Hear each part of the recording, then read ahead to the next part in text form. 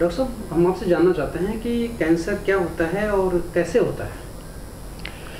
कोई भी जीवित चीज है तो उसमें विभिन्न प्रकार के कोशिकाएं होती हैं।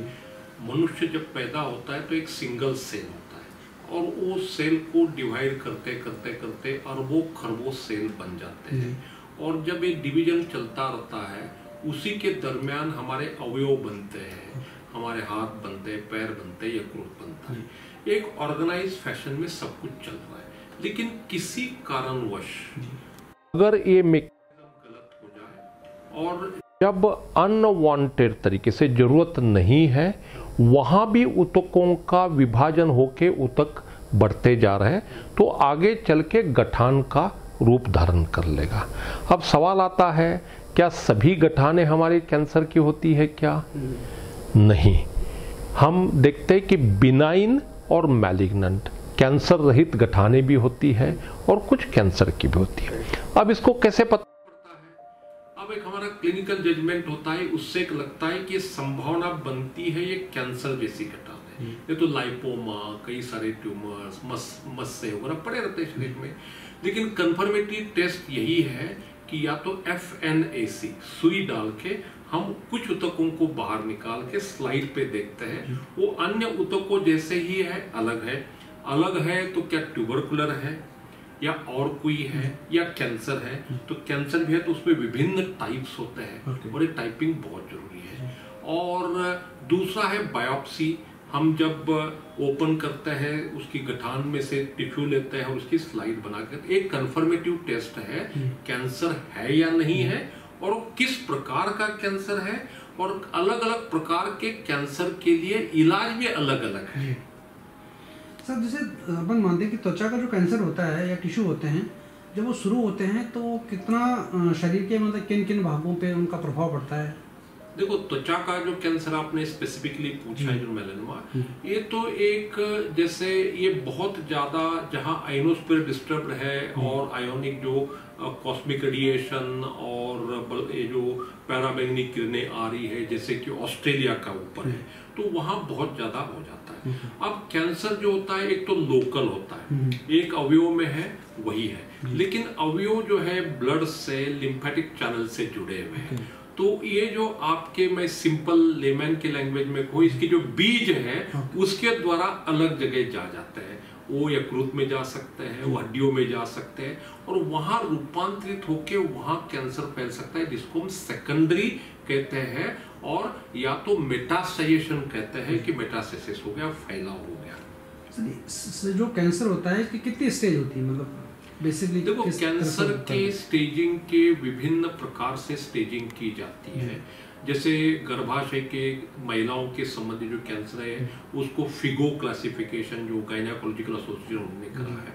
दूसरे हेड एंड नेक कैंसर्स है, उसके लिए UICC यूनियन अगेंस्ट कैंसर है, उन्होंने उसके ऊपर किया है। तो गठान की साइज कितनी है? अब गले का है तो एक ही साइड में है या दोनों साइड में है? दोनों साइड में है तो 2 सेंटीमीटर से बड़ा है, 4 सेंटीमीटर से छोटा है, 4 सेंटीमीटर से ज्यादा है, तो इसके आधार पर पहले तो आएगा TNM, ट्यूमर, नोड्स और मेटासिस, ऐसे स्टेजिंग होती है। यानी लोकल है ट्यूमर तो T1, T2, T3 यानी less than 2 centimetre, more than 2 centimetre से T2 ये आ गया। नोड्स है, इसके अलावा हमारे लिम्फेट जैसे बताया कि वो नोड्स है आपके, तो नोड्स गए तो हम N1, N2 कितने नोड्स हैं, और M मेटास्टेसिस। तो इस प्रकार से हम इसकी क्लासिफिकेशन करते हैं। गर्भाशय के कैंसर में भी हम करते हैं कि लोकलाइज्ड है तो स्टेज 1 इन सीटू हो गया, और आगे बढ़ते बढ़ते जैसे है आपके ब्लैडर को भी, रेक्टम को भी करता गया, तो वो हम कहते हैं स्टेज 4 हो गई अभी, तो है ना, एडवांस स्टेज हो गई। तो एक स्टेजिंग जो है ये आपका ट्यूमर का साइज, उसका फैलाव, इसके ऊपर निर्भर करता है। कौन सी स्टेज ऐसी होती है कि जब पेशेंट को उसका ट्रीटमेंट के माध्यम से ठीक हो सकता है? सब प्रकार के जो कैंसर है, कुछ कैंसर है बिल्कुल क्यूरेबल है, चाहे वो स्टेज 3 भी है तो भी क्यूरेबल है, और कुछ कैंसर ऐसे है इवन स्टेज 2 इज डेंजरस या हम उसको एडवांस मानते हो। तो कहाँ का है, किस ऑर्गन का है, किस एज ग्रुप का है, इसके ऊपर डिपेंड करता है। लेकिन जनरली हम पाते हैं कि मेटास्टेशन जहां हुआ है, जहां जगह छोड़ के दूसरी जगह फैल गया है, स्टेज 4 जहां आ गया, वहां ठीक होने की संभावना थोड़ी कम रहती है, जिसको हम पैलिएटिव ट्रीटमेंट कहते हैं।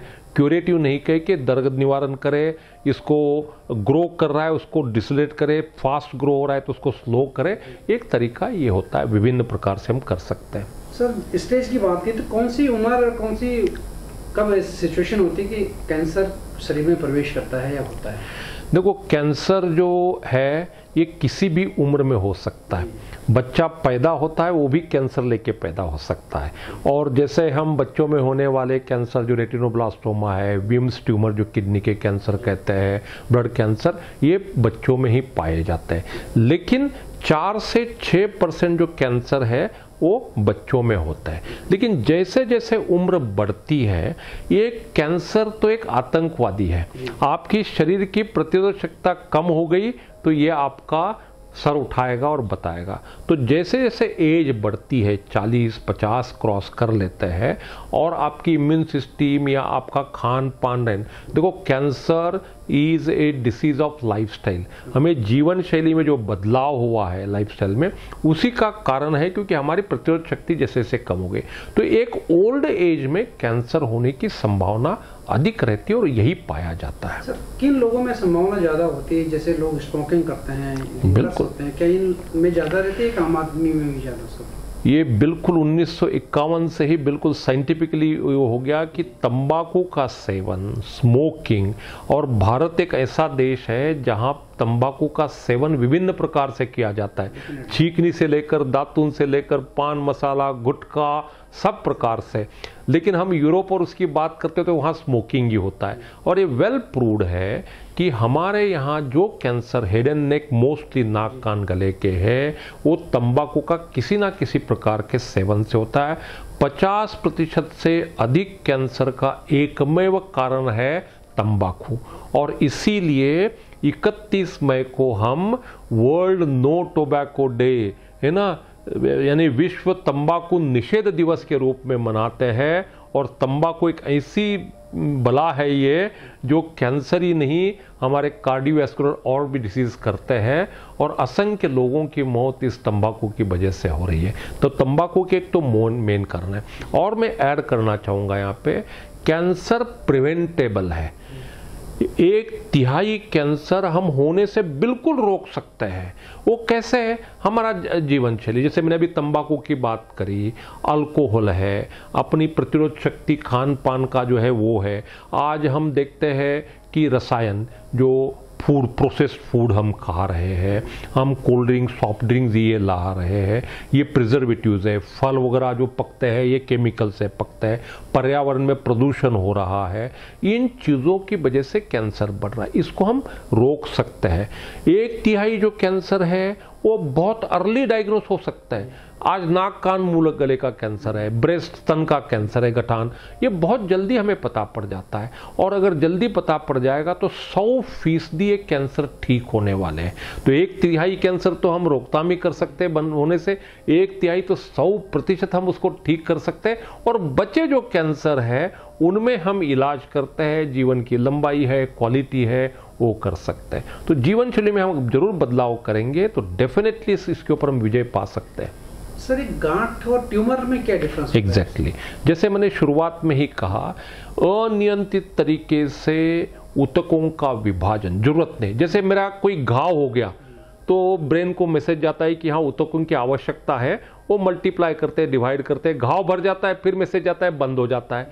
लेकिन कहीं ना कहीं ये मैकेनिज्म खत्म हो जाती है और बढ़ना शुरू कर लेते हैं, और ये जाके कहीं ना कहीं गठान को, अर्बुद, जैसे हम अपने आयुर्वेद की भाषा में अर्बुद के नाम से जाना जाता है, गठान होगी। अब सभी गठाने कोई कैंसर के नहीं होती, बहुत सारे शरीर में अपनी पड़ी रहती है, तो उनको हम बिनाइन या नॉन मैलिग्नेंट, नॉन कैंसरस कहती है। पड़ी रहती है, कोई दिक्कत नहीं है, ना निकालने की जरूरत पड़ती है, ना कुछ है, अगर तकलीफ नहीं दे रही तो। लेकिन कुछ गठाने होती है वो कैंसर की होती है, जिसको हम बायोप्सी के द्वारा, एफएनएसी के द्वारा पता लगाते हैं, और पता लगाने के बाद इसका इलाज करना है। अगर शल्य चिकित्सा संभव है तो शल्य चिकित्सा से पहले करेंगे, फिर कीमोथेरापी जो मेडिकल ड्रग्स है वो देते हैं, और रेडियोथेरापी। ये पृथक पृथक से भी चल सकते हैं, कॉम्बिनेशन में चल सकते हैं। फॉर एग्जांपल ब्रेस्ट कैंसर है, थोड़ा पहला तो ब्रेस्ट कैंसर का पहले सर्जरी भी करते हैं हम, फिर उसके बाद कीमोथेरापी, और अगर माइक्रो में छोटे छोटे दाने पड़े हैं इसके तो उसके लिए रेडियोथेरापी भी लगती है। तीनों भी लगे जाते हैं, तो पृथक से भी लगता है, कॉम्बिनेशन में भी लगता है, और थेरापी चलती रहती है। सर, ये क्या संक्रमण वाली बीमारी है कि अगर परिवार में किसी एक को कैंसर है तो और लोगों को भी होने की संभावना होती है? देखो, कैंसर के कोई जीवाणु, कीटाणु, वायरसेस नहीं होते, एक्सेप्ट वन कैंसर जो गर्भाशय का सर्विक्स कैंसर जिसको कहते हैं, जिनमें ह्यूमन पेपिलोमा वायरस की वजह से कैंसर होता है, और ये पुरुषों के द्वारा महिलाओं में फैल जाता है। लेकिन अन्य कोई कैंसर कोई कीटाणु, जीवाणु, वायरसेस से नहीं होता। इसलिए कैंसर मरीज के साथ बैठने, उठने, खाने पीने से ये फैलता नहीं, संसर्गजन्य नहीं है। कैंसर कोई अनुवंशिक बीमारी नहीं है, यानी दादाजी को था, नाना जी को था, उस परिवार में था, वो परिवार दर परिवार कैंसर नहीं होता। उसमें भी एक एक्सेप्शन जरूर है, वो है ब्रेस्ट कैंसर, क्योंकि ब्रेस्ट कैंसर में BRCA1 और BRCA2 जिसको BRCA1 और BRCA2 जीन में म्यूटेशन होता है। तो माता को था, बड़ी बहन को था, या मौसी को था, तो होने की संभावना थोड़ी अधिक होती है। जरूरी नहीं कि नहीं होगा ही, ये जरूरी नहीं है, एक संभावना थी। इसके अलावा कोई भी कैंसर वंशानुगत नहीं है, हेरिडेटरी नहीं है। सर, ये प्रोस्टेट कैंसर क्या होता है? ये पुरुषों में होने वाला पौरुष ग्रंथि का कैंसर है। पौरुष ग्रंथि होती है, एक छोटी सी ग्रंथि होती है जो पौरुष ग्रंथि होती है, उसका एक कैंसर होता है, और एक बड़ा ओल्ड एज की बीमारी है। ये जनरली 60 साल के ऊपर के उनमें होता है, जिनमें कि जो पौरुष ग्रंथि होती है वो बढ़ती है, और उसमें जो है कैंसर फैल जाता है, जिससे कि आपका लेवल, जो हार्मोन लेवल है, बढ़ जाते हैं। लेकिन ये कैंसर जो है बहुत ही स्लो ग्रोइंग कैंसर है, बहुत ही स्लो ग्रोइंग कैंसर है।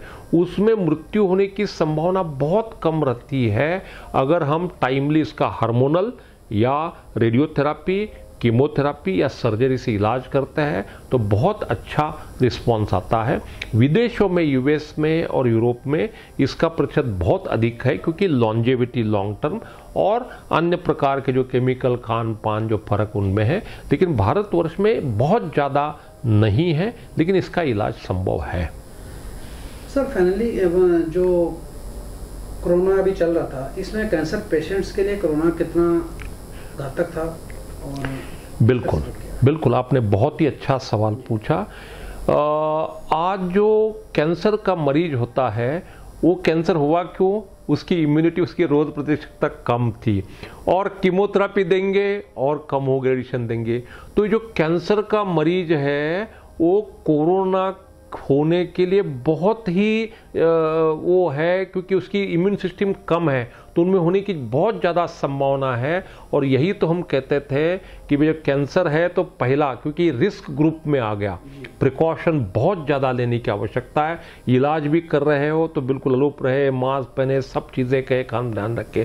तो कोरोना इनके ऊपर ज़्यादा अटैक करता है कैंसर, क्योंकि जिनकी इम्यून पहले से ही कमज़ोर है, तो वो ज़्यादा घातक उनमें होता है। दोनों बीमारी, एक कैंसर की बीमारी और इसकी 1 और 11 होके जो है उनमें घातक होने की बहुत ज़्यादा संभावना है। एक चीज़ कीमोथेरेपी की बात है, कीमोथेरेपी लेने के बाद अक्सर मैंने देखा कि बाल उठ जाते हैं। बिल्कुल होता है। इसका क्या कारण होता है? देखो, इसके पीछे आपको इसका प्रिंसिपल समझना पड़ेगा। ये जो कीमोथेरापी है, कीमोटॉक्सिक ड्रग जो हम नसों के द्वारा शरीर में पूरे देते हैं, वो करता क्या है?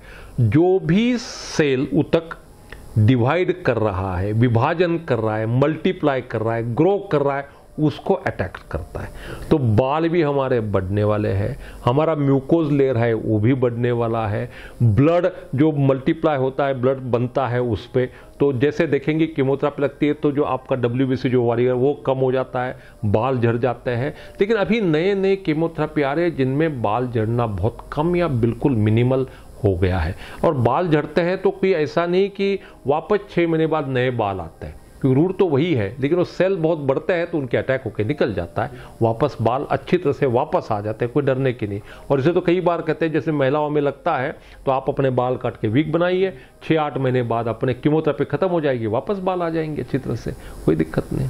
सर कौन सी स्टेज कैंसर में ऐसी होती है कि जब बहुत कम चांसेस होते हैं कि वो ट्रीटेबल हो?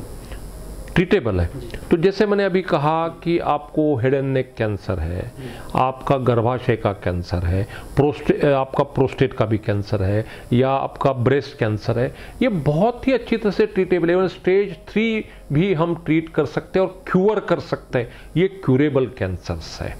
तो ऐसा नहीं कि सभी कैंसर ये हमारा मौत ही होगी या फैटल होगा, ऐसा नहीं है। क्योंकि 4 फरवरी को हम तो वर्ल्ड कैंसर डे के नाम से मनाते हैं और मैसेज भी देते हैं, कैंसर इज क्यूरेबल, कैंसर से ठीक होते हैं। और कैंसर से विजय पाने वाले बहुत सारे लोग हम देखते हैं कि वो है।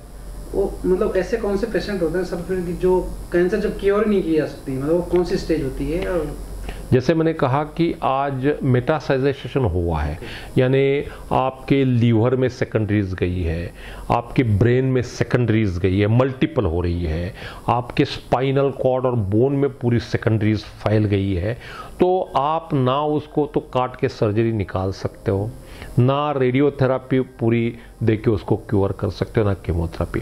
उन कैंसर में जो होता है, जिसको हम पैलिएशन कहते हैं, कि क्वालिटी ऑफ लाइफ ठीक रहे और थोड़ा जितना भी जिए वो अच्छी तरह से जिए, ये देखते हैं। उनमें क्यूर तो करने की संभावना बहुत ही कम रहती है, उम्मीद छोड़ देते, फिर कहते भी हम कि अब घर ले जाओ, भगवान का नाम लो, जो भी है, और एक ड्रग दे के कोशिश करते हैं कि कम से कम पेन हो, क्वालिटी ठीक रहे।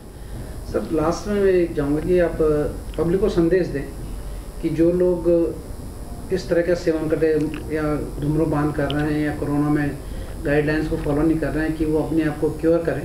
इस तरह का मैसेज आपके माध्यम से जाएगा तो ज़्यादा लोग। बिल्कुल, मैं आपको कहना चाहता हूँ, कैंसर की बीमारी जैसे मैंने शुरुआत में कहा प्रिवेंटेबल है, और इन चीज़ों से, और मैं बताऊं तंबाकू में क्या रखा है, ये सब भ्रम है कि मैं तंबाकू नहीं कहूँगा, बीड़ी का कश नहीं लगाऊँ तो पेट साफ नहीं होता, कोई स्विच तो है ही नहीं कि भी यहाँ रख दिया और वो मोशन हो गया, ऐसा कुछ नहीं। हम तो कंडीशनल हमने बना दिया। और मैं बनाऊँ, इस धरातल पे मानव के अलावा कोई भी प्राणी तंबाकू का सेवन नहीं करता।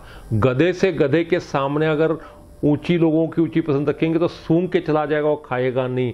तो मनुष्य है, जो हम मनुष्य होते हुए हैं तंबाकू को खाते हैं, और जहाँ पिचकारी मारते हैं वहाँ पूरा घिसने के बाद भी नहीं निकल सकता, तो अंदर जाता होगा, कितना खराब करता। इस चीज़ को आप बिल्कुल दूर रखिए। इसके अलावा आप बादाम खाइए, कोई सौंफ खाइए, कोई दिक्कत नहीं। और खान पान आपका टाइमली खाना, वेजिटेबल्स जो आहार में है, अपने अनाज है, इन चीज़ों को खाए। फास्ट फूड जिसमें मैदे की और ये कॉन्स्टिपेशन होते हैं, या कोल्ड ड्रिंक्स है जिनमें कार्बोनेटेड है, उनको अवॉइड करें। नियमित थोड़ा जितना जो भी व्यायाम करे, योगा करे, उससे हो सकता है। और कोरोना अब बार बार आ रही कि तीसरी वेव आएगी, तीसरी वेव आएगी क्या, ये आपके हाथ में है, लोगों के हाथ में है। आप ही रोकने वाले लोग ही हैं। हम अगर प्रिकॉशन करेंगे, मास्क, सोशल डिस्टेंसिंग और वैक्सीनेशन हो जाएगा, तो मैं कहता हूं कि कोई तीसरी वेव नहीं आएगी, सब कोरोना खत्म हो जाएगा। हमारी लापरवाही ये सब का कारण है, ये मैं मानता हूं। Right sir, thank you very much. धन्यवाद, थैंक यू। बनी park heart and EECP general hospital US, FDA व अमेरिकन हार्ट एसोसिएशन द्वारा अनुमोदित राजस्थान का प्रथम अंतर्राष्ट्रीय मापदंडों के अनुसार हार्ट अटैक के मरीजों का बिना सर्जरी, बिना भर्ती किए EECP द्वारा अत्याधुनिक इलाज।